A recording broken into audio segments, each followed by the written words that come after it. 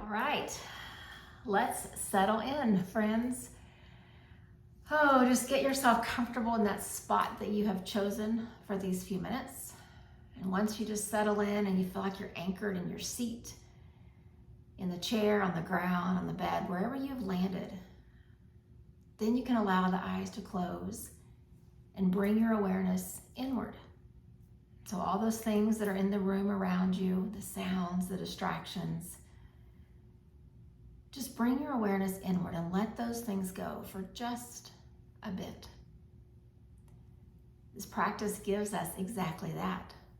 Practice at coming inward. Practice at letting go of the distractions. And so that's what we'll do for these few minutes that we have together. But we approach it with grace and patience, knowing that the distractions will attempt to come back. And the way that we'll try to stay grounded, we'll try to stay here, is with our breath. So together, let's take a nice, deep, slow breath in. And then gently exhale it out. And then a slow, deep breath in. Exhale, let it go. One more together, breathing in and breathing out. And then from there, you find a pace or a rhythm of breath that feels right for you for these minutes that we have.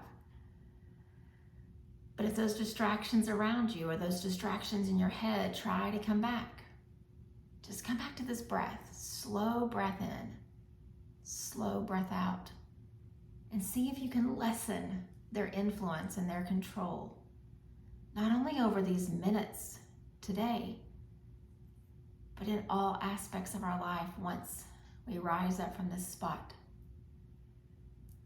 And so as we've settled, the body is getting comfortable, the mind is getting a little bit quieter, I want to just pause and just reflect on this day. What this day signifies on the calendar for many, as well as what this day doesn't signify on the calendar for many. I was really thinking a lot in the anticipation of Easter and how when I see people or I write an email, I'd say Happy Easter or Happy Easter weekend, or I really paused the last few days and just thought, holidays like this one or celebrations are a wonderful way for families and friends and communities to come together. With this common idea or this common belief, we pause from our normal activity and we remember and we celebrate.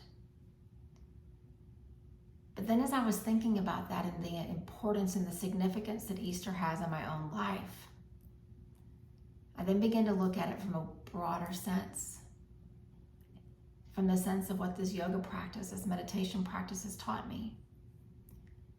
It's that we, this big, giant humanity across the planet, we really are one. And sometimes I worry that these holidays or these celebrations or these traditions that some groups have ends up being something to separate us instead of something to bring us together. But not bring us together in the sense of I want the whole world to celebrate Easter, but bring us together in the sense that I recognize that this day is important to me and that there are people across this planet who also want peace and calm and grace in their lives, but for whom Easter isn't anything. And so I have to be okay within this idea of humanity that all of these differences exist. But at the core, we are one. And so what I'd invite you to do is I want us just to have just a quick exercise during our practice together. As I pause and stop talking in a second, I'd like for you just to think of one person that you know who sees the Easter holiday very similarly to how you see it. So just pause and see their face.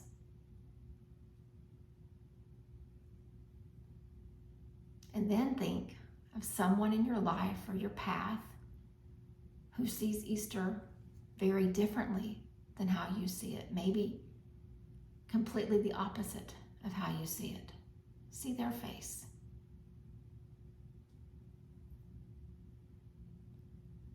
And what I hope we can realize is as we look from face to face, human to human, person to person, we really are the same.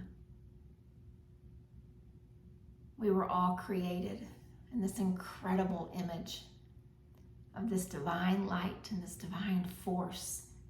But it just so happens that in different parts of the world, even different parts of our own community, people assign different names to what that looks like and what that represents in their lives. I also have to believe that no matter what someone's belief systems are or how they do or don't celebrate, that the core of their being, just like the core of my being and the core of yours, is goodness and light. I just think that in our society, we've gotten so far away from what unites us because all we focus on are the things that divide us. But what if we start something different in our own practice, and then it kind of bubbles over into the practice of others, and then we pause and we hope that somewhere on the other side of the globe someone's doing the same thing. They're hoping that their practice bubbles over and impacts others as well. We truly are one. So I'd invite us just to pause and just let that idea just kind of sit with us. Reflect on it. See while you're seated and your body is remaining relaxed and your mind is somewhat still and quiet. See what comes up for you. Notice the patterns of thoughts or the ideas that just immediately come across your mind, or some that even just kind of slowly make their way in. When we sit in meditation, those patterns and those thoughts that come across tell us something. So let's see what they have for us in these few minutes that we've got, and what we can learn from what we notice. And so as we sit, what I'd invite you to do is just almost like we're kind of stepping out of ourselves and watching what goes on in our thoughts, in our emotions, in our wonderings. And so don't try to change them, don't judge them, don't put them on a list, but just kind of stand outside yourself and just watch what goes on in your head when you think about this idea that we really are one. And on something as simple as an Easter holiday in the spring, we can begin to appreciate and honor the different ways that people conduct their lives, the different ways that people celebrate, the different things that bring different cultures and groups together. And when we begin to understand that, we truly will see that we are one. Just slow breaths in and out as we sit and observe.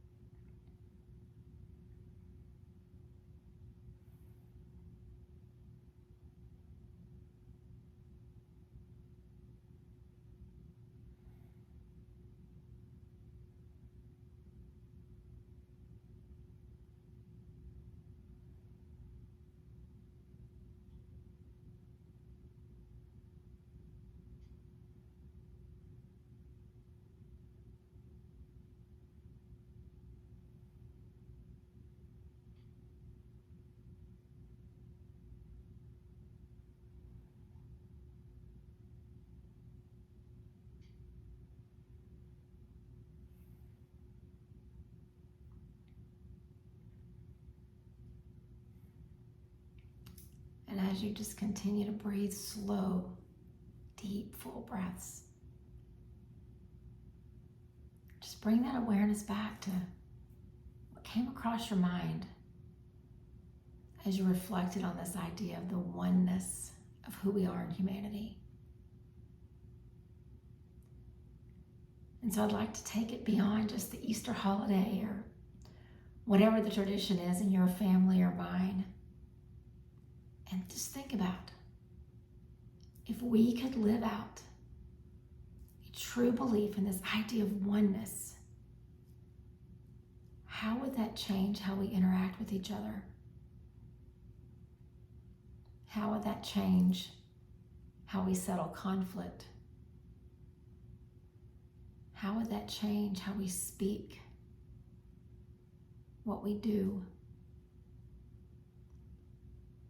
And while I do hope that across this globe we can someday, in our lifetime, see a world that begins to honor and accept the different traditions and holidays and things that we each hold dear in our hearts and in our families. But I want it to go beyond that.